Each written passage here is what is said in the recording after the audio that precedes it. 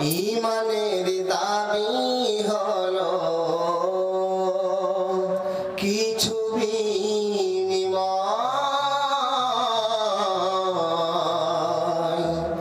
ইমানের দাবি হলো কিছু বিনিময়। ও গো দয়াময় আমার প্রভু দয়াময়।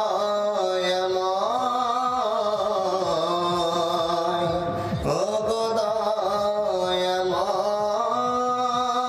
আমার প্রভু শ্রদ্ধেয় আজকের এই মুহূর্তে সভার যোগ্যতম সভাপতি মহাশয় এবং স্টেজে উপবিষ্ট উলামায়ে দ্বীন,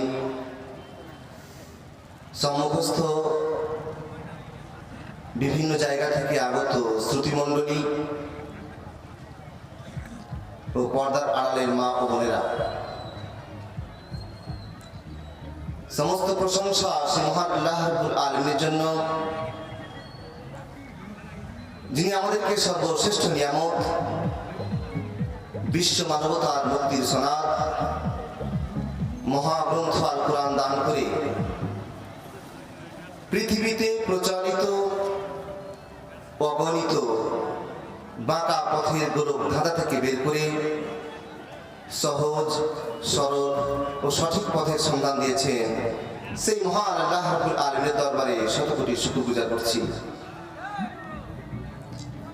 তারপরে পরে যার উপর মহান আল্লাহ রাব্বুল আলামিন মহাগ্রন্থ কোরআন অবতীর্ণ করেছেন, যার মাধ্যমে বিশ্বের শোষিত, নিপীড়িত, নির্যাতিত, অত্যাচারিত, অবহেলিত, শোকাহত, মর্মাহত মানবতার মুক্তির পথের নির্দেশনা দিয়েছেন সেই মানবতার মহান মুক্তির দূত নবী করিম সাল্লাল্লাহু আলাইহি ওয়াসাল্লামের প্রতি অগণিত শান্তি দ্বারা বর্ষিত হোক, আমিন। মাননীয় উপস্থিতি, আমরা বারবার আমাদের আজকের সভার যোগ্যতম সভাপতি মহাশয় ইতিপূর্বেই ঘোষণা করলেন যে বাইরে উশৃঙ্খল ভাবে ঘুরে না বেরিয়ে যদি আমরা মঞ্চে শৃঙ্খলা বজায় রেখে বসে কোরআন ও হাদিসের কথা শ্রবণ করি, তাহলে আমাদের ব্যক্তিগত জীবনের পরিবর্তন ঘটবে। ফলে সামগ্রিকভাবে চেঞ্জ অফ সোসাইটি, সমাজের প্রকৃত পরিবর্তন ঘটবে। আজকে আমি আপনাদের সম্মুখে বর্তমান পরিস্থিতি কেন্দ্রিক আজকে মুসলমান কোন জায়গায় অবস্থান করছে,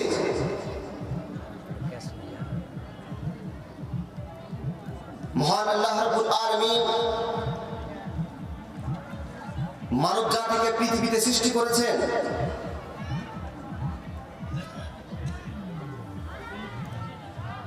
উইদাউট পারপজ, বিনা উদ্দেশ্যে মহান আল্লাহ মানব জাতিকে তিনি সৃষ্টি করেন নাই। মানুষকে সৎ এবং বাস্তবিক পক্ষে, প্রকৃত পক্ষে পরীক্ষাগারে আমরা অবস্থানরত অবস্থায় বিরাজ করছি। আল্লাহ তিনি আমাদেরকে পরীক্ষাগারে রেখেছেন এই সাময়িক পৃথিবী মানব জাতির জন্য। আমরা পৃথিবীতে সাময়িক কিছুদিনের জন্য অবস্থান করেছি, চিরস্থায়ীর জন্য পৃথিবীতে আমরা আসিনি। তাহলে এই পৃথিবীতে মহান আল্লাহ মানব জাতিকে কয়েকটি প্রসেস, থিওরি, বিধান, সংবিধান, হুকুম, আহকাম ও বিধি নিষেধ দিয়ে তিনি মানব জাতিকে বেষ্টন করে রেখেছেন। আজকে মানুষ হিসাবে যদি আমরা মহান আল্লাহ রাব্বুল আলামিনের সেই প্রদত্ত বিধানকে যদি উপেক্ষা করি, যদি অগ্রাহ্য করি, ইনকার করি, অস্বীকার করি, তাহলে আমাদের অবস্থা পার্থিব জগৎ, ইহজগৎ এবং পরকালীন জগৎ উভয় জগৎটা হবে অত্যন্ত করুণ। মাননীয় উপস্থিতি, যদি আমরা আমাদের বর্তমান সমাজের প্রেক্ষাপট নিয়ে যদি ভাবি, এই সমাজে মূল কর্ণধর হিসেবে যাদেরকে আমরা চিনি বা জানি সেটা হচ্ছে যুব সম্প্রদায় বা যুবতী। তাদের বর্তমান প্রেক্ষাপট, বর্তমান পরিস্থিতির দিকে যদি আমরা অনুধাবন করি, তাহলে আমাদের কাছে একটি বিষয় স্পষ্ট হবে যে আমাদের প্রাকৃতিক ভাবে কোন চরিত্রের ভিত্তিতে আমরা জীবনযাপন করছি, অথচ মডেল অফ দ্য ওয়ার্ল্ড, সারা পৃথিবীর যিনি আদর্শ ছিলেন আল্লাহ রাসূল সাল্লাল্লাহু আলাইহি ওয়াসাল্লামের আদর্শ, সেই আদর্শ আমরা প্রতিষ্ঠা করতে পারলাম না। মহান আল্লাহ রাব্বুল আলামিনের প্রকৃত যে বিধান, সে বিধান আমাদের পার্থিব জগতের কোন বাস্তব ক্ষেত্রে প্রতিফলন ঘটাতে পারেনি। মূল কারণটাই হচ্ছে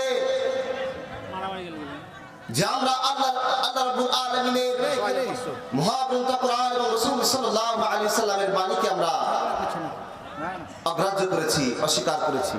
শৃঙ্খলা হচ্ছে, ঝগড়া সৃষ্টি হয়েছে। যাই হোক, আপনারা ধৈর্য ধারণ করুন। আপনারা কেন যাচ্ছেন? আপনারা বসুন, আপনারা ধৈর্য ধারণ করে বসুন। আপনারা কেন যাচ্ছেন? পরিবেশটা উচ্ছিত হয়ে গেল। এই পাক মাহফিল ছেড়ে যাওয়াটাই পাপ। এত সুন্দর পরিবেশকে আপনারা নষ্ট করতে যাচ্ছেন। আপনারা ফিরে আসুন, ওখানে কেউ ঝগড়াঝাটি করবেন না। এত সুন্দর পরিবেশকে দু একটি ছেলে নষ্ট করে দিচ্ছে। আপনারা সবাই ঘুরে আসুন, এই পাক মাহফিলে এসে বসুন। যাই হোক, আল্লাহ রাসূল সাল্লাল্লাহু আলাইহি ওয়াসাল্লাম হাদিসের মধ্যে বলেছেন,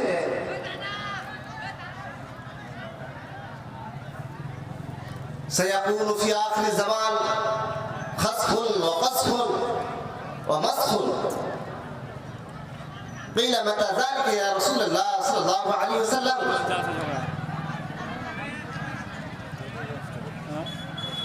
রাসূল সাল্লাল্লাহু আলাইহি সাল্লাম তিনি হাদিসের মধ্যে বলেছেন, আখির জামানে এমন একটি সময়ের আবির্ভাব ঘটবে, এমন একটি সময় আসবে যে সময় আল্লাহর পক্ষ থেকে তিনটি শাস্তি অবধারিত এই উম্মতের জন্য বা এই উম্মতের উপর আল্লাহর পক্ষ থেকে তিনটি শাস্তি আসবে। সেই তিনটি শাস্তির ব্যাপারে আল্লাহ রাসূল সাল্লাল্লাহু আলাইহি ওয়াসাল্লাম তিনি হাদিসের মধ্যে বলেছেন, এক নম্বর হচ্ছে খাসফুন, অর্থাৎ ভূমিধস। ভূমিধস দেখা দিবে, হঠাৎ জমিন ধসে যাবে। দ্বিতীয় নাম্বার হচ্ছে ওয়া কাসফুন, এবং আল্লাহর পক্ষ থেকে পাথর বর্ষণ হবে, আকাশ থেকে আসমান থেকে পাথর বর্ষণ হবে। আর তৃতীয় নাম্বার হচ্ছে ওয়া মাসখুন, মানুষের যে সুন্দর সুন্দর চেহারাগুলো আছে, এই সুন্দর চেহারার এই আকৃতির বিকৃতি ঘটবে। মানুষের চেহারা, সুন্দর সুন্দর চেহারা নষ্ট হয়ে যাবে, একেবারে বিকৃত হয়ে যাবে। সাহাবারা আল্লাহ রাসূল সাল্লাল্লাহু আলাইহি সাল্লামের এই কথা শুনে জিজ্ঞেস করলেন, ইয়া রাসূলুল্লাহ মাতা যালিকা ইয়া রাসূলুল্লাহ, হে আল্লাহর রাসূল সাল্লাল্লাহু আলাইহি সাল্লাম, আল্লাহর পক্ষ থেকে এই তিনটি শাস্তি কখন আসবে? রাসূল সাল্লাল্লাহু আলাইহি সাল্লাম তিনি বললেন, ইদা যাহারাতিল মাআজিফ, এক নম্বর হচ্ছে যখন বাদ্যযন্ত্র প্রকাশ পাবে। আমরা যে মোবাইল ব্যবহার করছি, এই মোবাইল যে বাদ্যযন্ত্র, যে যন্ত্রের মাধ্যমে বিভিন্ন রকমের গায়ক গায়িকাদের গান, বিভিন্ন ফিল্ম, বিভিন্ন ভিডিও ক্লিপ থেকে শুরু করে বিভিন্ন ইসলামে অবৈধ জিনিসগুলোকে আমরা প্রশ্রয় দিয়ে থাকি। আল্লাহ রাসূল সাল্লাল্লাহু আলাইহি সাল্লাম আজ থেকে 1450 বছর পূর্বেই তিনি বলেছেন, সায়াকুনু ফি আখিরিজ জামান খাসফুন ওয়া কাযফুন ওয়া মাসফুন, অচিরেই এমন একটি সময়ের আবির্ভাব ঘটবে যে সময়ে আল্লাহর পক্ষ থেকে তিনটি শাস্তি আসবে। একটি হচ্ছে ভূমিধস দেখা দিবে, আর দ্বিতীয়টি হচ্ছে আকাশ থেকে পাথর বর্ষণ হবে, আর তৃতীয় নাম্বার হচ্ছে মানুষের চেহারার বিকৃতি ঘটে যাবে। সেই তিনটি শাস্তি আসার যে অপরাধ, সেই অপরাধটি হচ্ছে এক নম্বর, ইদা যাহারাতুল মাআজিফ, যখন প্রত্যেকটি যুবক যুবতী, প্রত্যেকটি মানুষের কাছে যখন বাদ্যযন্ত্র স্বাভাবিক হয়ে যাবে, প্রত্যেকটি মানুষের কাছে গান বাজনা সঙ্গীতজ্ঞের যে যন্ত্র, সেই যন্ত্র যখন মানুষের কাছে একেবারে আম হয়ে যাবে, মানুষ সেটাকে অপরাধ হিসাবে দেখবে না, কিছু মনেই করবে না, তখনই আল্লাহর পক্ষ থেকে তিনটি শাস্তির একটি শাস্তি উদাহরিত হবে। মানে উপস্থিতি, দ্বিতীয় নম্বর অপরাধের কথা আল্লাহ রাসূল তিনি বলছেন, ওয়াল কায়নাত ইদা যাহারাতিল মাআজিফ ওয়াল কায়নাত। দ্বিতীয় নাম্বার হচ্ছে সেই নর্তকীদের নাচটাও একেবারে মানুষের কাছে অত্যন্ত সাধারণ হয়ে যাবে। মোবাইল আমাদের ঘুমন্ত অবস্থায়, ঘুমানোর সময় বালিশের পাশে রাখি, অতক্ষণ পর্যন্ত চোখে আমাদের নিদ্রা আসে না যতক্ষণ না মোবাইলের স্ক্রিনে ফেসবুক, হোয়াটসঅ্যাপ, ইউটিউব থেকে শুরু করে আর যে সমস্ত সোশ্যাল মিডিয়ার মাধ্যমগুলো আছে, সেগুলো যতক্ষণ না আমরা এক নজরে না দৌড়াই, অতক্ষণ পর্যন্ত আমাদের চোখে নিদ্রা আসে না। হতভাগ, অত্যন্ত আফসোসের বিষয়। আর ওই ভিডিও ক্লিপের মাধ্যমে বিভিন্ন রকমের নায়ক নায়িকাদের উলঙ্গ সেই নর্তকীদের নাচ গান ড্যান্স দেখতে আমরা ব্যস্ত থাকি। আজ থেকে 1450 বছর পূর্বে বর্তমান মানব সম্প্রদায়ের জন্য, যুবক যুবতীদের জন্য সবচেয়ে বড় একটা সতর্ক বার্তা হিসাবে স্বীকৃত আল্লাহ রাসূল সাল্লাল্লাহু আলাইহি সাল্লাম তিনি বলেছেন, মানুষের কাছে যখন বাদ্যযন্ত্র সাধারণ হয়ে যাবে, মানুষের কাছে যখন নর্তকীদের নাচ ড্যান্স গুলো যখন অত্যন্ত সাধারণ হয়ে যাবে, স্বাভাবিক হয়ে যাবে, আম হয়ে যাবে, তখনই আল্লাহর পক্ষ থেকে সেই তিনটি শাস্তির একটি শাস্তি আসবে। তৃতীয় নাম্বার হচ্ছে আল্লাহ রাসূল তিনি বলছেন, ওয়াস্তাহিল্লাতিল খামরা, মানুষের কাছে যখন মদ পানটা বৈধ মনে হবে, মদ পান করবে, মানুষ অপরাধ মনে করবে না, মানুষ মনে করবে এটা স্বাভাবিক একটা কর্ম, স্বাভাবিক একটা জিনিস। অপরাধটা অপরাধ হিসাবে তার কোন মানুষের দৃষ্টিগোচরে আসবে না, নজরে আসবে না। অতএব যদি এই তিনটি শাস্তি সমাজে বহিঃপ্রকাশ ঘটে, এই তিনটি অপরাধ যদি সমাজে বহিঃপ্রকাশ ঘটে, আল্লাহর পক্ষ থেকে ওই তিনটি শাস্তি আসবে। আমরা আল্লাহ রাসূল সাল্লাল্লাহু আলাইহি সাল্লামের এই কথা থেকে যদি সতর্কতা অবলম্বন না করি, আমাদের পার্থিব জগৎ এবং পরকালীন জগতে লাঞ্ছনার শিকার আমরা হবই। আমাদের জন্য ভয়াবহ শাস্তি অপেক্ষা করছে। মাননীয় উপস্থিতি, ইমাম ইবনে তাইমিয়া রাহমাতুল্লাহ আলাইহি বিখ্যাত একটি গ্রন্থ লিখেছেন, যে গ্রন্থটি হচ্ছে আরবি ভাষায় আমরাদুল কুলুব ওয়া শিফাউহা, যার ইংরেজি ট্রান্সলেট হয়েছে the disease of the heart and their cures. অর্থাৎ অন্তরের ব্যাধি ও তার প্রতিকার। বাংলাতে অনুবাদ হয়েছে, বাংলাদেশ থেকে বইটি পড়ে নেবেন। আজকে হাজারো আলেম উলামাদের বক্তব্য শোনার পরেও ইসলামিক সোসাইটির মধ্যে মানুষের ব্যক্তিগত ক্ষেত্রে, সামাজিক ক্ষেত্রে, পারিবারিক ক্ষেত্রে কোনো প্রভাব পড়ছে না, কোনো পরিবর্তন হচ্ছে না, বরং দিনের পর দিন যুব সমাজের যে অবক্ষয়, মুসলিম জাতির যে করুণ, কঠিন এবং অত্যন্ত চরম অবস্থা, অথচ কোরআন হাদিস সকলের ব্রেনে আমাদের আছে। আমরা কোরআন হাদিস পড়িনি, তবুও শুনে শুনে আমরা সবকিছুই জেনেছি, তবুও প্রকৃতপক্ষে সমাজের কোনো পরিবর্তন ঘটছে না। আপনি আপনার বিবেককে জিজ্ঞেস করুন, কেন আমাদের সমাজের প্রকৃত বাস্তবিক পরিবর্তন ঘটছে না?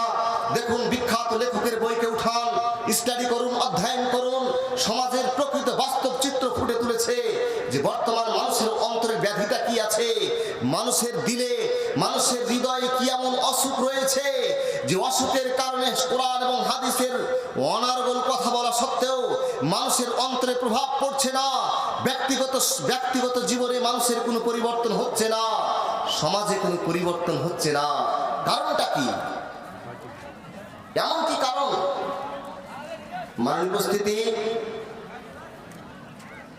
মানুষের অন্তরে, মানুষের যে বক্ষস্থল আছে, এই বক্ষস্থলের বাম পাশে একটি ছোট্ট একটি যন্ত্র আছে, যেটিকে আমরা হার্ট বলি, যেটিকে আমরা হৃৎপিণ্ড বলি, যেটিকে আমরা হৃদয় বলি, যেটিকে আমরা কাল্ব বলি। এই কাল্ব প্রতিদিন মানুষের 100 লিটারেরও বেশি রক্ত পান করছে। মানুষের দেহের যে ক্ষুদ্র অতি ক্ষুদ্র যন্ত্রটা, প্রত্যেকটি মানুষ যখন আমরা জন্মগ্রহণ করেছি মায়ের গর্ভ থেকে মৃত্যুর আগে মুহূর্ত পর্যন্ত দেহের সেই ছোট্ট অংশটুকু রক্ত পান করতে থাকবে। 24 ঘন্টায় শত শত লিটার রক্ত পান করে। মনে রাখবেন, আলেম উলামারা যখন বক্তব্য দেন, ভাষণ দেন, ভালো ভালো সুন্দর কথা বলে মানুষকে দৃষ্টি আকর্ষণ করান, সেগুলো মানুষের মন জয় করে, সেগুলো মানুষকে ভালো লাগে। ভালো লাগার বিষয়টা মূল্যায়ন করে মানুষের মস্তিষ্ক, মানুষের ব্রেন।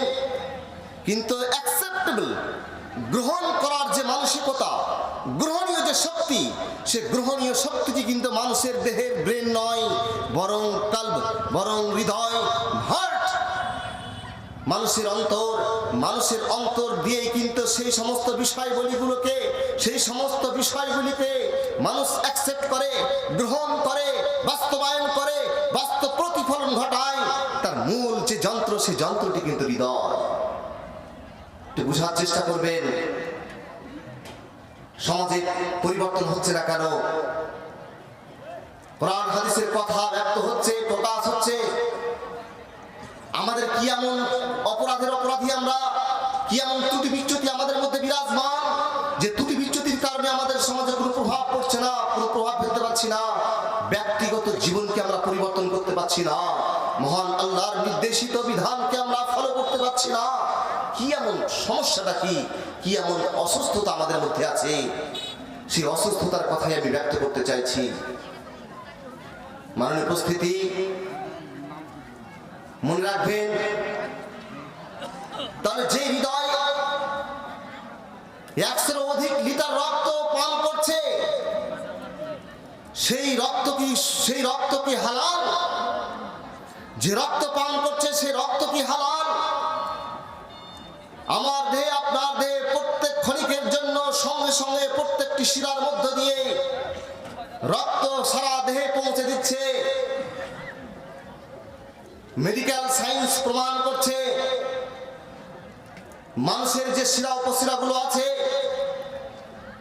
মানুষের দেহের রক্ত সবসময় প্রবাহমান। আর মানুষের এই বক্ষস্থলকে মজবুত হাড় দিয়ে মানুষের দেহের যে মেশিন, সেই মেশিনগুলোকে বেষ্টন করে রাখা হয়েছে বক্ষস্থলের মধ্যে। আমার হৃদয়ের এই টিম টিম করে চলা হৃদয় যখন চুপ হয়ে যাবে, স্টপ হয়ে যাবে, বন্ধ হয়ে যাবে, তখন আমরা মৃত্যুবরণ করব।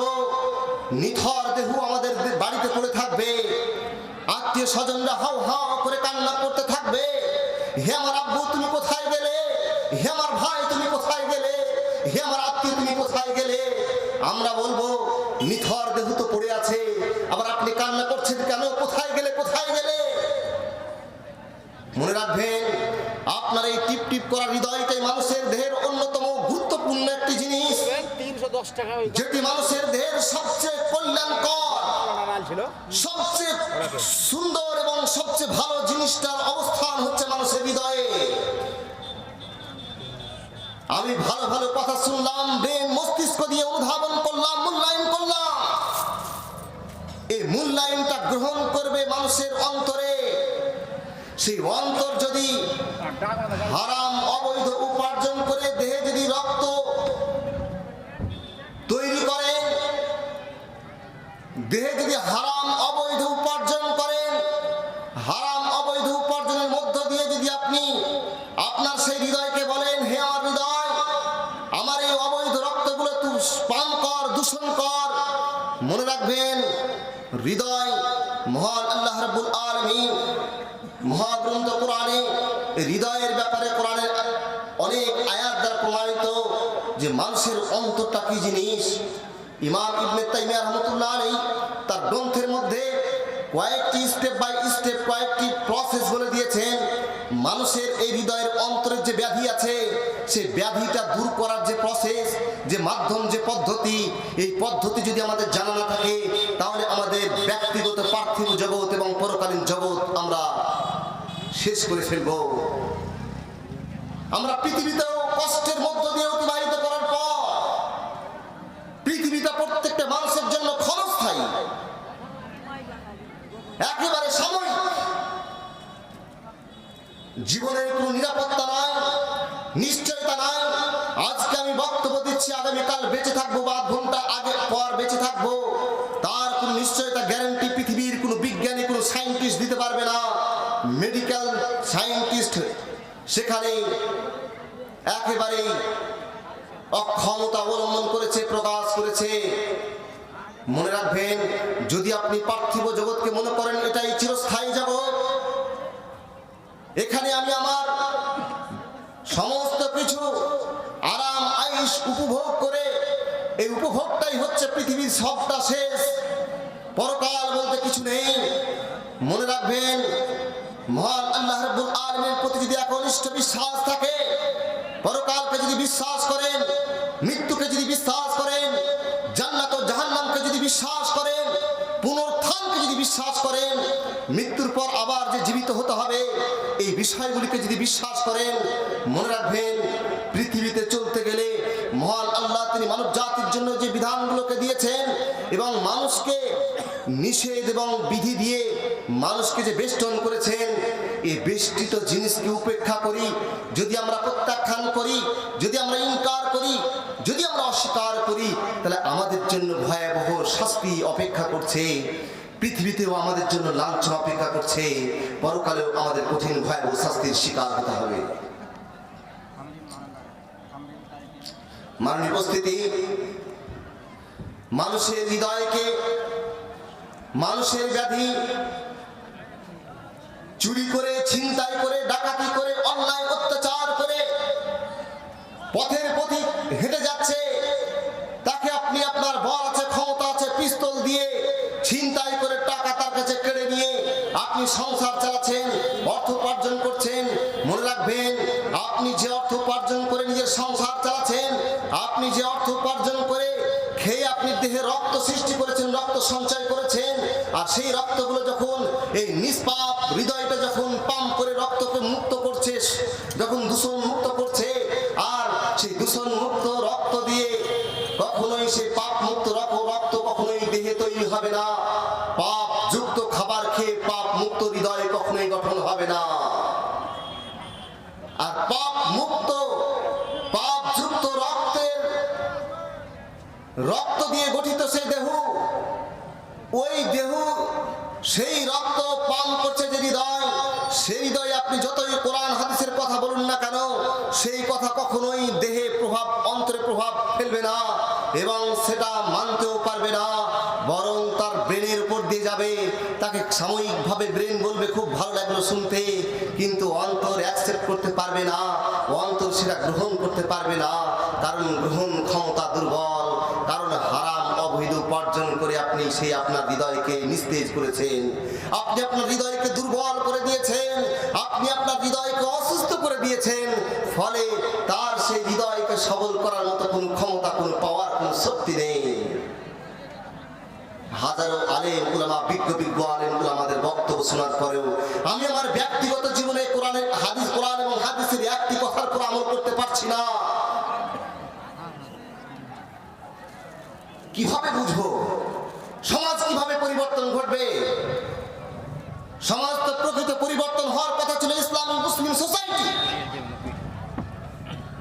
কারণটা হচ্ছে মুসলিম সোসাইটির মধ্যে পৃথিবীর শ্রেষ্ঠ গ্রন্থ কোরআন আছে, যেখানে শুধু মুসলিম ধর্মাবলম্বী নয়, পৃথিবীতে যে অমুসলিম সায়েন্টিস্ট, অমুসলিম ইকোলজিস্ট, অমুসলিম ইকোনমিক্স এবং সকল বিজ্ঞানী এক বাক্যে স্বীকার করেছে পবিত্র গ্রন্থ কোরআনটি সারা বিশ্ববাসীর জন্য একেবারে নির্ভেজাল, নিষ্কলুষ একটি শ্রেষ্ঠ এবং একেবারে অসাধারণ একটি গ্রন্থ। পৃথিবীর যত বড় বিজ্ঞানী আছে তারা সকলেই এক বাক্যে স্বীকার করেছে পৃথিবীর শ্রেষ্ঠ গ্রন্থ যদি থেকে থাকে তাহলে মহাগ্রন্থ কোরআন আছে। হতভাগা মুসলিম জাতি কোরআনকে পাওয়ার পরেও আমরা আমাদের সমাজকে পরিবর্তন করতে পারছি না। আজকে আমাদের অবস্থানটুকু লক্ষ্য করুন। কোরআন মানুষের প্রকৃত ইন্ডিভিজুয়াল ব্যক্তিগত পরিবর্তন করার একেবারে মুষ্টিমেয় যে পাথর বাজে, মুষ্টিমেয় যে মাধ্যম, সেটি হচ্ছে শিক্ষা। শিক্ষা থেকে আমরা পিছিয়ে আছি। শিক্ষা অর্জন করি বটে, শিক্ষার যে মাধুর্য, শিক্ষার যে ঐতিহ্য, শিক্ষার মধ্য দিয়ে কোরআনকে রিসার্চ গবেষণা করে যে সমস্ত তথ্য আবিষ্কার করার কথা ছিল আমরা সেখানে আজকে ব্যর্থ। আমাদের কোরআনকে গবেষণা করে, কোরআনকে রিসার্চ করে, কোরআনকে স্টাডি অধ্যয়ন করে অমুসলিম ইহুদি এবং খ্রিস্টানরা তারা সেখান থেকে তথ্য আবিষ্কার করে পৃথিবীকে তাক লাগিয়ে দিয়েছে। অর্থনৈতিক পাওয়ার, ইকোনমিক্স পাওয়ার কাদের সবচেয়ে বেশি? দেখুন, গুগল খুলুন, সার্চ করুন, পৃথিবীর একেবারে ছোট্ট একটি দেশ ইসরায়েল, পৃথিবীর সবচেয়ে কম, পৃথিবীতে সবচেয়ে কম জনগণ হিসাবে পরিচিত ইহুদি সম্প্রদায় টেকনোলজিতে সবচেয়ে বেশি এগিয়ে আছে। আজকে যে মাইক্রোফোনে আমি কথা বলছি, সে মাইক্রোফোনটি আবিষ্কার করেছে সেই ইহুদি। আপনি যে লাইটে বসে আছেন, সেই লাইটটি আবিষ্কার করেছে সেই ইহুদি। আপনি এসি, যে মসজিদে নামাজ পড়ছেন, সেই এসিটা আবিষ্কার করেছে সেই ইহুদি খ্রিস্টান। আপনি যে ফ্যানের বাতাসে বসে থাকেন, সে ফ্যানটি আবিষ্কার করছে ইহুদি খ্রিস্টান। কোথায় পেল তথ্য? কোরআনের মধ্যে সেই তথ্য থাকার সত্ত্বেও আমরা এখনো পর্যন্ত কোরআনের সেই তথ্যকে বাস্তবিক প্রতিফলন দেখাতে পারেনি। এটা আমাদের সবচেয়ে বড় ব্যর্থতা। কোরআন রিডিং করলেই সেটা শুধু কোরআন, কোরআনের রস, কোরআনের মজা সেখান থেকে পাওয়া যায় না। মহান আল্লাহ রাব্বুল আলামিন নবী মুহাম্মদ সাল্লাল্লাহু আলাইহি সাল্লাম তিনি মানব জাতির উদ্দেশ্যে বলেছেন, তোমরা শুনে রাখো, কোরআন যদি পড়ো তাহলে পরকালের জন্য তোমাদের এক একটি অক্ষর পড়লে 10-10টি নেকির অধিকারী হবে। দ্বিতীয় নাম্বার, কোরআন হচ্ছে কমপ্লিট কোড অফ লাইফ, মানব জীবনের জন্য পূর্ণাঙ্গ জীবন ব্যবস্থা হচ্ছে কোরআন। আমরা পৃথিবীতে 63 বছর, 65 বছর, 70 বছর জীবন পেয়ে থাকি। যতদিন পর্যন্ত পৃথিবীতে বেঁচে থাকি আমরা কিভাবে জীবন অতিবাহিত করব? পরিবারকে কোন প্রসেস পদ্ধতির মধ্য দিয়ে পরিবারকে গড়ে তুলব? আমার ফুটফুটে কলিজার টুকরো সন্তান, সে সন্তানটাকে কিভাবে গড়ে তুলব? আমি আমার সমাজকে কিভাবে পরিবর্তন ঘটাবো? আজকে সবটাই ব্যর্থ। কারণটা কোরআনে কি পড়েছি, কোরআনে কি বলছে, সে রস মজা হয়তো আমরা অনুধাবন করতে পারিনি। তাই তো দেখুন, সেই নেলসন ম্যান্ডেলা, দক্ষিণ আফ্রিকার সেই কালো কুৎসিত, সেই সংগ্রামী একজন প্রেসিডেন্ট, তিনি তো বলেছেন education is the most powerful which we have can change the world.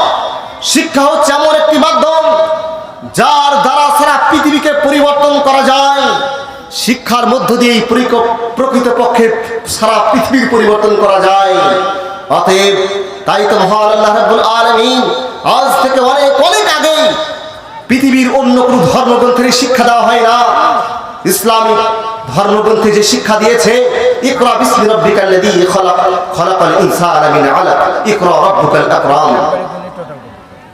আমি আমার বিষয়ের মধ্যে এটুকু নিয়ে আসার মূল কারণই হচ্ছে মানুষের বাস্তবিক পরিবর্তন করার যে মাধ্যম সেটি হচ্ছে শিক্ষা। শুধুমাত্র তথাকথিত প্রথাগত শিক্ষা নয়। 3 বছর আগে একটি তথ্য পড়ছিলাম, সেই তথ্য দিয়েছে আমেরিকা যুক্তরাষ্ট্র কোরআন গবেষণা করার জন্য। আমেরিকা যুক্তরাষ্ট্র মুসলিম রাষ্ট্র নয়, খ্রিস্টান রাষ্ট্র। কোরআন গবেষণা করার জন্য হাজার হাজার মিলিয়ন ডলার টাকা বরাদ্দ করেছে, লক্ষ লক্ষ মিলিয়ন ডলার টাকা বরাদ্দ করছে কোরআন গবেষণার খাতে। এবছর কোরআন গবেষণা হবে, এত টাকা তার পারিপার্শ্বে এত টাকা খরচা হবে। আমি এবং আপনি মাদ্রাসা মসজিদ প্রতিষ্ঠা করছি, মনে রাখবেন শিক্ষার মধ্য দিয়ে প্রকৃত বাস্তবিক পরিবর্তন করা যায় তার উদ্ভাবন করেছে। অথচ আমাদের কোরআনের মধ্যেই সে তথ্য নিহিত, সেই তথ্য আছে। আমরা সেই তথ্যকে এখনো পর্যন্ত নিজের ব্রেনে মূল্যায়ন করে অন্তরে গ্রহণ করতে পারিনি। এটা আমাদের সবচেয়ে বড় দুর্বলতা। কেন হবে না? এত করুণ অবস্থার শিকার আমরা কেন হব না? আপনি ধর্মীয় ক্ষেত্রে আপনি আপনার পরিবর্তন কিভাবে ঘটাবেন? আপনি তো অবৈধ ইনকামের সঙ্গে যুক্ত, সুদ ভিত্তিক কর্মের সঙ্গে যুক্ত, আপনি তো এমন বিজনেসের সঙ্গে যুক্ত যেটি ইসলাম অবৈধ হিসাবে স্বীকৃত দিয়েছে। হাজারো কোরআন হাদিসের কথা বললে আপনার অন্তরে প্রভাব পড়বে না, অন্তরে পরিবর্তন হবে না, সেই সমস্ত কথাগুলো বাস্তবিক ক্ষেত্রে তার প্রতিফলন ঘটবে না। বরং মুসলিম সোসাইটির পরিবর্তন ঘটা অত্যন্ত দুর্বিষহ, অত্যন্ত কঠিন। হে অসচেতন মুসলিম জাতি, তোমরা সচেতন হও। এখন যে দুর্গতি, যে সমস্যা, যে করুণ এবং কঠিন অবস্থানের মধ্যে বিরাজমান, এছাড়াও এমন একটি সময়ের আবির্ভাব ঘটছে, মারাত্মক কঠিন অবস্থা, যে অবস্থার কথা আমরা কল্পনাও এখনো পর্যন্ত ভাবতে পারিনি। মাননীয় উপস্থিতি, তাই তো সমীক্ষা সার্চার কমিটির রিপোর্টে কথা বলছে। সার্চার কমিটির রিপোর্ট বলছে a Muslim citizen reads less than one book in a year. একজন মুসলিম প্রতি বছর, একজন মুসলিম এক বছরে সারা পৃথিবীতে পার্সেন্টেজ ওয়াইজ একখানাও বই শেষ করে না, একটি বই পড়ে না। কিঞ্চিত কয়েকটি বই পড়ে। সারা পৃথিবীতে যত মুসলিম আছে তাদের পার্সেন্টেজ সার্চার কমিটির রিপোর্টে কথা প্রমাণ করেছে 2013 সালে। সেখানে বলছে Muslim citizen reads less than one book in a year. এক বছরে একজন মুসলিম নাগরিক একটি বইও শেষ করে না। There is a European citizen reads 35 books in a year. কিন্তু যারা ইউরোপিয়ান সিটিজেন, যারা ইউরোপিয়ান নাগরিক, যারা খ্রিস্টান নাগরিক, তারা এক একজন নাগরিক, এক একজন ব্যক্তি সারা পৃথিবীতে যত খ্রিস্টান বসবাস করে, বছরে পার্সেন্টেজ ওয়াইজ তারা 35 খানা করে বই শেষ করে এক একজন নাগরিক মাথা পেছু। Some there is a Israeli citizen reads 40 books in a year. কিন্তু সেই ইহুদি সম্প্রদায়রা বছরে প্রত্যেক পার হেড, প্রত্যেক ইহুদি বছরে 40 খানা করে বই শেষ করে। আপনি ভাবুন সার্চার কমিটির এই রিপোর্ট কি প্রমাণ করে? যে জাতিকে প্রথম শিক্ষার দিকে উদ্বুদ্ধ করে তো ইকরা বিসমি রাব্বিকাল্লাযী খালাক, আল্লাহ রাসূলের হাদিস প্রমাণ করছে তালাবুল ইলমি ফরিদা আলা কুল্লি মুসলিম। তাদের অবস্থান কোন জায়গায় গিয়ে পড়িত? আমরা আপনারা আজকে সমাজের পরিবর্তন ঘটাতে পারবো? কখনোই নয়। আরব টপ ফাউন্ডেশন এই কথা রিপোর্ট প্রমাণ করছে। আরব টপ ফাউন্ডেশন একটা গবেষণাগার, সেখানে মুসলমানদের তথ্য প্রকাশ করেছে যে সারা পৃথিবীতে বছরে যদি ভারতবর্ষে বছরে যদি 500 জন পিএইচডি চান্স পায়, উচ্চ শিক্ষা অর্জন করার জন্য পিএইচডি ডক্টরেট ডিগ্রি অর্জন করার জন্য চান্স পায়, তার মধ্যে আরো একটা ফাউন্ডেশন 2013 সালে প্রকাশ করছে রিপোর্ট যে সেখানে মুসলিম কমিউনিটি থেকে 500 জনের মধ্যে একজন পায়, একজন, বাকি সব জনজাতি থেকে। কোথায় আছে আমরা? কিভাবে আমরা আমাদেরকে পরিবর্তন করব? আর কিভাবে ইমাম ইবনে তাইমিয়া রাহমাতুল্লাহ আলাইহি যে গ্রন্থ লিখেছেন সেই গ্রন্থকে আমরা কিভাবে সে তথ্য নিজের মধ্যে আবদ্ধ রেখে অন্তরের ব্যাধিকে দূর করে অন্তরকে পরিষ্কার পরিচ্ছন্ন কিভাবে করব? প্রকৃতপক্ষে বাস্তবিক ক্ষেত্রে, সমাজ ব্যক্তিগত ক্ষেত্রে মুসলিমদের পরিবর্তন করা অত্যন্ত কঠিন, দুর্বিষহ। ইতিহাস মানুষকে জীবন সঞ্চার করে। খুলুন ইতিহাস, খুলুন। স্বাধীনতা আন্দোলনে মুসলমানদের অবদান, সেই সময় ইতিহাস পড়তে গিয়ে আমরা দেখেছি সেই উত্তর 24 পরগনার সেই বাসের কেল্লার ইতিহাস আমরা পড়েছি ছোট্ট সে ক্লাস 3-4 এর বইয়ে। মীর নিসার আলীর ইতিহাস সেখানেই তো আছে। সেই সময় দাড়ি রাখলে কর দিতে হয়, কর। মুসলমানরা দাড়ি রাখলে কর দিতে হতো, এখন তো কর লাগে না। নরেন্দ্র মোদী সাহেব ভারতবর্ষের প্রধানমন্ত্রী, দাড়ি রাখার জন্য কর নেন না,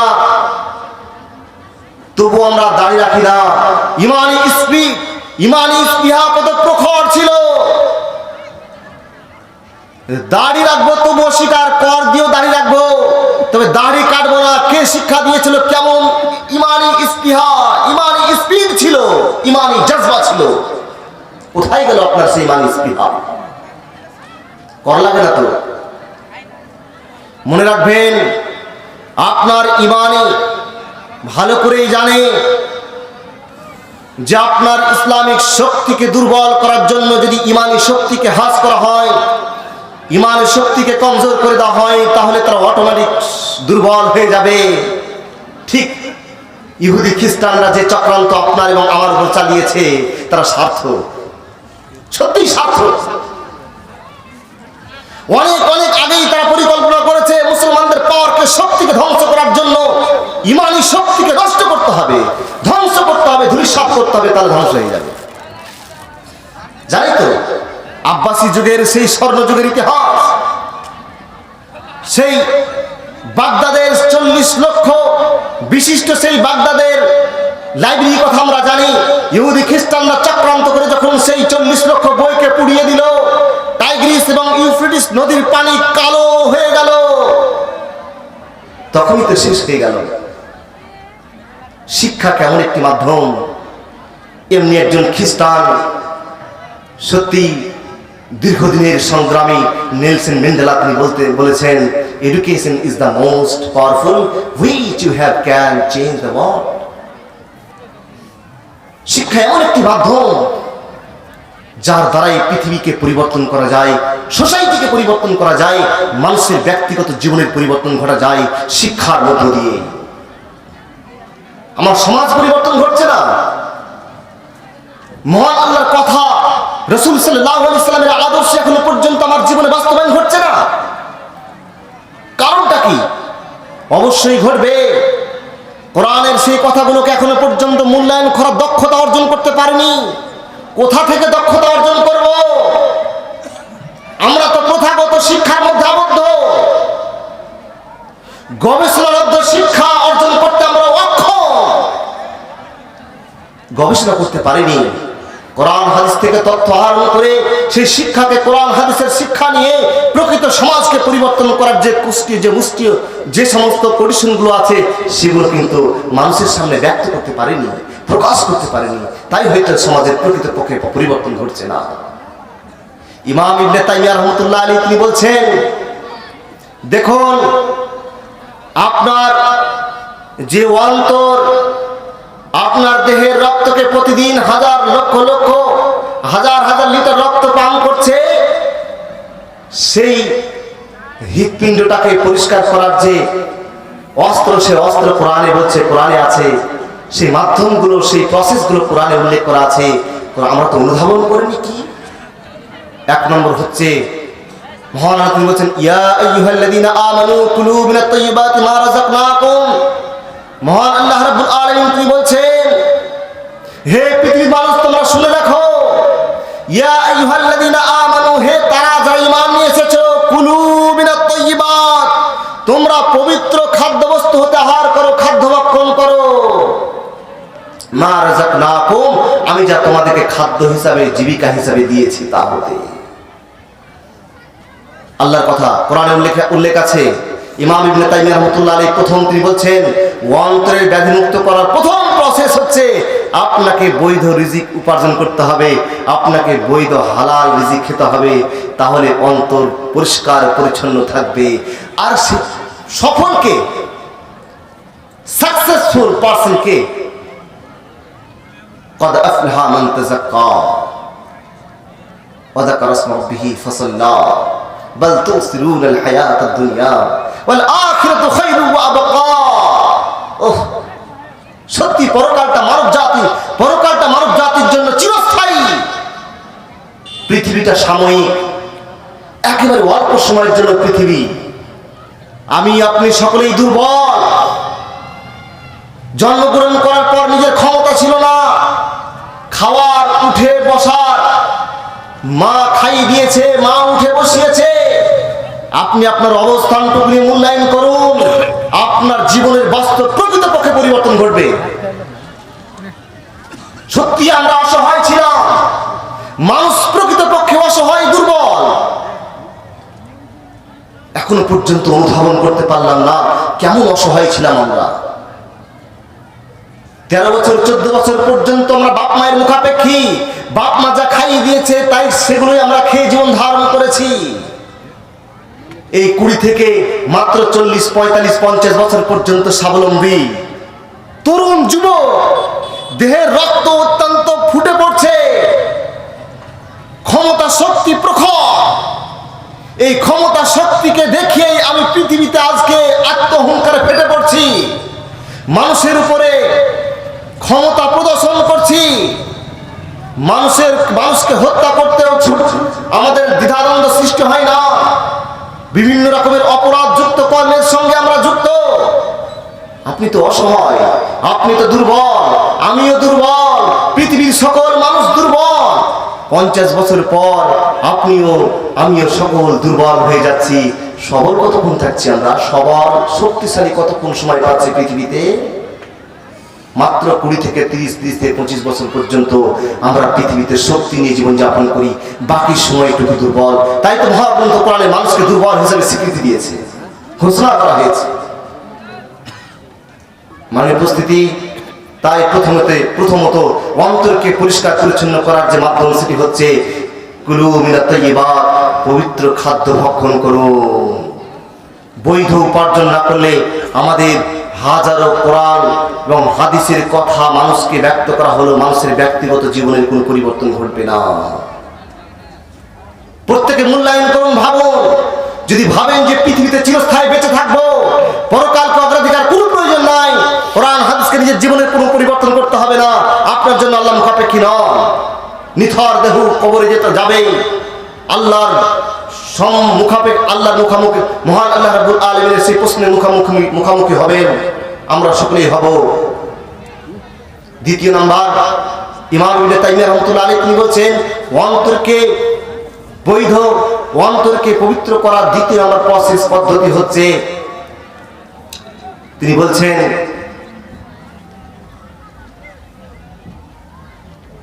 আলা বিযিকরিল্লাহ তাতমাইন্নুল কুলুব। সত্যি প্রকৃতপক্ষে মানুষের হৃদয়কে মুক্ত করার আরেকটি মাধ্যম হচ্ছে কোরআন তেলাওয়াত, জিকির, আজকার, সুবহানাল্লাহ, আলহামদুলিল্লাহ, আল্লাহু আকবার, বৈধ উপার্জন করা। আর দ্বিতীয় নম্বর প্রসেস হিসেবে উল্লেখ করেছেন সত্যবাদী হওয়া, সত্য কথা বলা। আমাদের প্রত্যেককে এই সত্য কথা বলে জীবন অতিবাহিত করতে হবে। মিথ্যার আশ্রয় নিয়ে জীবন অতিবাহিত করলে আমাদের অন্তর কালিমা লিপ্ত হয়ে যাবে। রাসূল সাল্লাল্লাহু আলাইহি সাল্লাম তিনি বলেছেন, মানুষ যখন একটি মিথ্যা কথা বলে তখন মানুষের সেই স্বচ্ছ সাদা অন্তরটা অন্তরে কালো দাগ পড়ে যায়। আবার যখন সে মিথ্যা কথা বলে, দ্বিতীয় আর একটা কালো দাগ পড়ে যায়। আবার যখন সে মিথ্যা কথা বলে, তৃতীয় 3 নম্বর কালো দাগ পড়ে যায়। এভাবে যখন আপনি আপনার জীবনে লক্ষ লক্ষ মিথ্যা কথা বলছেন, মিথ্যা কথা বলার কারণে আপনার হৃদয়ে কালেমা লিপ্ত হয়ে যায়, কালো কুচকুচে হয়ে যায়। সেই কালো কালিমা লিপ্ত সেই হৃদয়টা কিন্তু কোরআন হাদিসের কথা যখন বলবে, মহান আল্লাহর পবিত্র বাণীর কথা যখন বলবে, তখন কিন্তু সেই অন্তরে প্রভাব পড়বে না। সেই অন্তর সেগুলোকে গ্রহণ করতে পারবে না। কিভাবে পারবে? অন্তরে একটি আবরণ সৃষ্টি হবে, অন্তরে একটি প্রোটেকশন, একটা প্রোটেক্ট সৃষ্টি হবে। এই পবিত্র কোরআনের কথা, হাদিসের কথা অন্তর গ্রহণ করতে পারবে না। তাহলে উচিত কোরআন হাদিসের কথা সেই সমস্ত অন্তর গ্রহণ করতে পারবে যদি সেই সত্যবাদী হয়, সত্য কথার আশ্রয় নিয়ে জীবন অতিবাহিত করে। সেই যদি সে বৈধ উপার্জন করে, তাহলে তার অন্তরটা পরিষ্কার পরিচ্ছন্ন হয়ে কোরআন হাদিসের কথা তার জীবনে প্রভাব ফেলবে, ব্যক্তিগত জীবনের পরিবর্তন ঘটবে। তৃতীয় নাম্বার, ইমাম ইবনে তাইমিয়া রাহমাতুল্লাহ আলাইহি তিনি বলছেন, মানুষের অন্তরকে মুক্ত করার তৃতীয় নাম্বার প্রসেস পদ্ধতি হচ্ছে অধিক পরিমাণে জিকির আজকার করা, কোরআন তেলাওয়াত করা, রিসাইটেশন অফ দা হলি কোরআন। যখন মানুষ তার ব্যক্তিগত জীবনে কোরআনকে রিসাইট করবে, কোরআন তেলাওয়াত করবে, কোরআন যখন সুন্দর সুমধুর কণ্ঠে যখন তেলাওয়াত করবে, সত্যি তার অন্তর কালিমা লিপ্ত থেকেই মুক্ত হবে, অর্থাৎ তার অন্তর পরিষ্কার পরিচ্ছন্ন হবে। মাননীয় উপস্থিতি, মনে রাখবেন, মানুষের জীবনে দুটো শক্তি আছে, একটি হচ্ছে জৈবিক শক্তি, অপরটি হচ্ছে আধ্যাত্মিক শক্তি। জৈবিক শক্তিটা কি?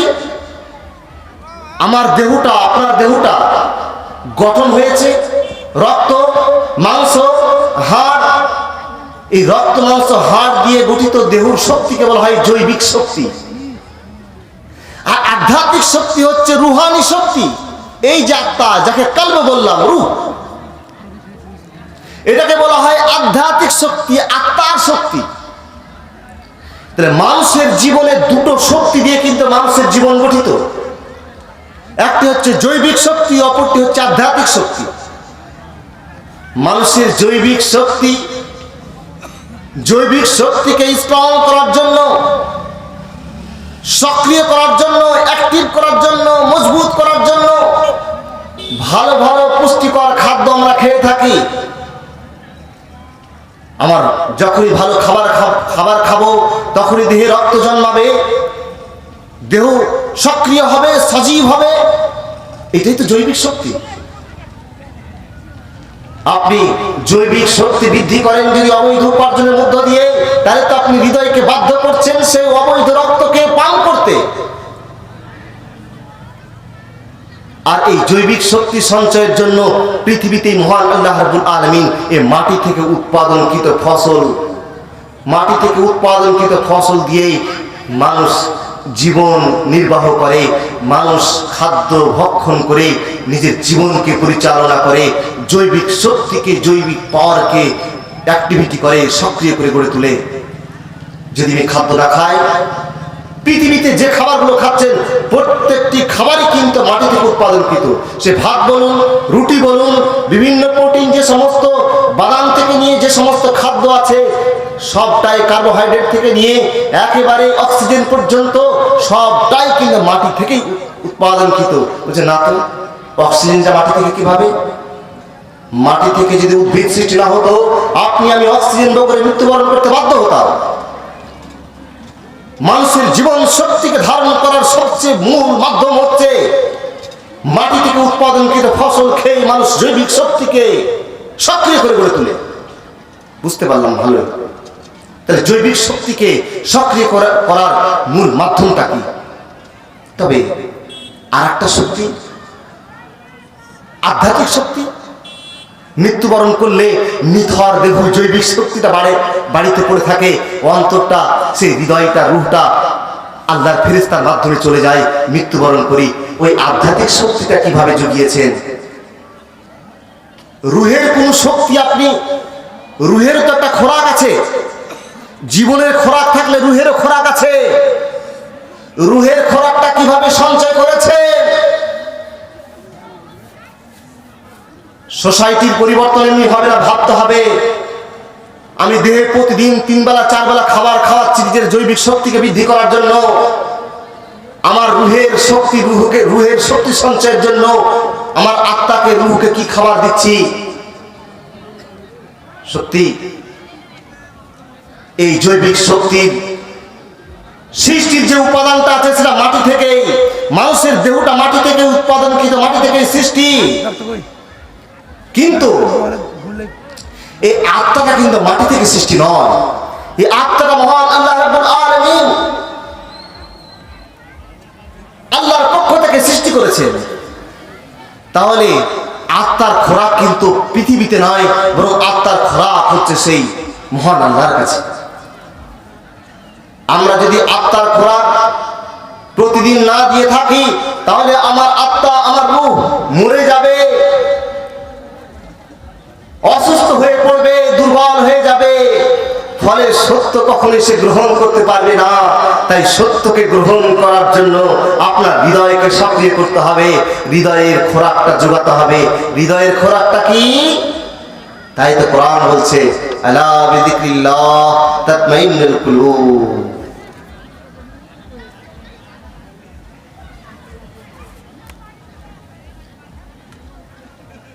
অর্থাৎ প্রকৃতপক্ষে আল্লাহর জিকির আজকারের মধ্য দিয়েই, আল্লাহর জিকির আজকারের মধ্যেই মানুষের অন্তরের প্রকৃত প্রশান্তি নিহিত আছে।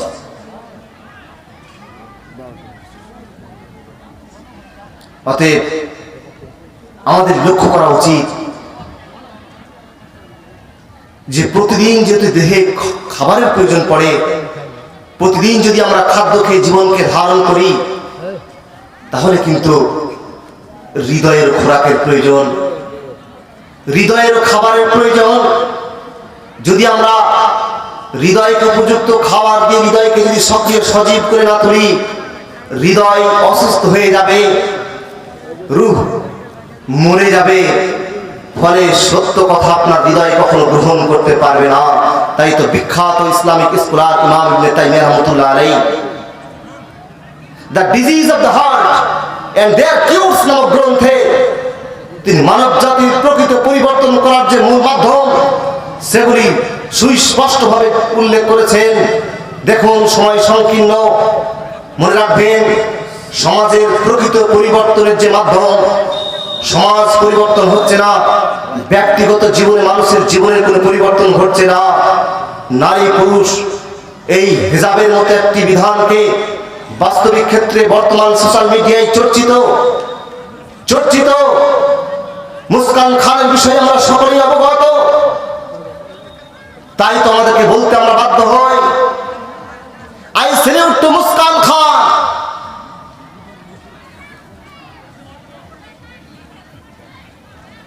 মুস্কান খানকে ধন্যবাদ জানা উচিত, শ্রদ্ধা জানা উচিত। পর্দার ব্যাপারে সেই যে তথ্য প্রকাশ করে যুবক এবং যুবতীকে ঘুমিয়েছিল, তাদেরকে সতর্ক করেছে। এখনো মুসলিম জাতি এখনো ঘুমিয়ে আছে, এখনো সময় আছে। যদি সে সচেতন না হয়, তাহলে তাদের অবস্থার কঠিন এবং করুণ হবে। তবে হাজারো পর্দার বিধান আর পর্দার কথা বলে প্রকৃত সমাজের পরিবর্তন ঘটা যাবে না, যতক্ষণ না আপনি আপনার দেহের যে যন্ত্র, দেহের যে অঙ্গটা আপনার কোরআন হাদিসের কথা গ্রহণ করার ক্ষমতা, শক্তি রাখে, সেই হৃদয় যদি নিস্তেজ হয়ে যায়, অসুস্থ হয়ে যায়, তাহলে কিন্তু কখনোই কোরআন এবং হাদিসের কথার সে থিওরিগুলো কখনোই সমাজে বাস্তব প্রতিফলন ঘটবে না। কখনো সমাজে পরিবর্তন হবে, কখনো সমাজের পরিবর্তন ঘটবে না। নারীদের হেজাব কখনো মাথার উপরে, মুখের উপরে আসবে না। অতএব আজকে আজকের বক্তব্যের শেষ লগ্নে কয়েকটি কথা। আমাদের উচিত বিখ্যাত ইসলামিক স্কলারের বইটি পড়ার জন্য বিশেষভাবে অনুরোধ রাখবো। বইটি নেটে সার্চ করলে পাওয়া যায়, হৃদয়ের ব্যাধি ও তার প্রতিকার। আরবি ভাষায় লেখা আমরাজুল কুলুব ও শিফাউহা, ইংরেজিতেও লেখা আছে গ্রন্থটি the disease of the heart and their cures. যে মানুষের অন্তর যতক্ষণ স্বচ্ছ পরিষ্কার না হবে, অন্তরের খোরাক আল্লাহর জিকির আজকার কোরআন তেলাওয়াতের মধ্য দিয়ে প্রকৃত অন্তরের, সেটাই হচ্ছে বাস্তবিক খোরাক, খাবার। সেই খাবার দিয়ে যদি নিজের হৃদয়কে সক্রিয় করে গড়ে না তুলি, অবৈধ ইনকাম থেকে যদি বৈধ ইনকাম দিয়ে রক্ত সঞ্চয় না করি, যদি আমার দেহের সে হৃদয়কে অবৈধ রক্ত পান করতে বাধ্য করি, সেই হৃদয়ে হাজারো কোরআন হাদিসের কথা বললে প্রকৃতপক্ষে নিজের জীবনের পরিবর্তন ঘটবে না। তাই পরিশেষে এই উপস্থিত সভায় কিঞ্চিত সামান্য যে লোক আছে তাদের কাছে আমি আবেদন রাখব, আমরা সমাজ পরিবর্তনের মূল মাধ্যম আজকের এই লেকচারের মাধ্যমে যেটা বুঝতে পারলাম সেটি হচ্ছে নিজের অন্তর, নিজের হৃদয়। নিজের হৃদয়টা হচ্ছে মানুষের প্রত্যেকটি জিনিসের ভালো মন্দ কল্যাণকর বিষয় গ্রহণ করার ক্ষমতা রাখে। আর মানুষের ব্রেন, মস্তিষ্কটা সব কিছু জিনিসটাকে মূল্যায়ন করে, গ্রহণ করার দায়ভার, গ্রহণ করার যে দায়িত্ব, শেষ দায়িত্বটা হচ্ছে হৃদয়ের। অতএব হৃদয়কে পরিষ্কার রাখুন, হৃদয়কে পরিচ্ছন্ন করুন, হৃদয়কে বৈধ উপার্জন খাইয়ে পরিষ্কার পরিচ্ছন্ন রাখুন। হৃদয়ের যথার্থ খোরাক, যে খাদ্য, যে জীবিকা, জিকির আজকার, লা ইলাহা ইল্লাল্লাহ, সুবহানাল্লাহ, আলহামদুলিল্লাহ, কোরআন তেলাওয়াতের মধ্য দিয়ে নিজের হৃদয়কে সজীব ও সক্রিয় করুন। ইনশাআল্লাহ আশা রাখি আলেম উলামাদের যে গুরুত্বপূর্ণ লেকচার, কোরআন এবং হাদিসের যে কথা, সে কথা নিজের ব্যক্তিগত জীবনে প্রভাব পড়বে, সমাজের প্রকৃত পরিবর্তন ঘটবে।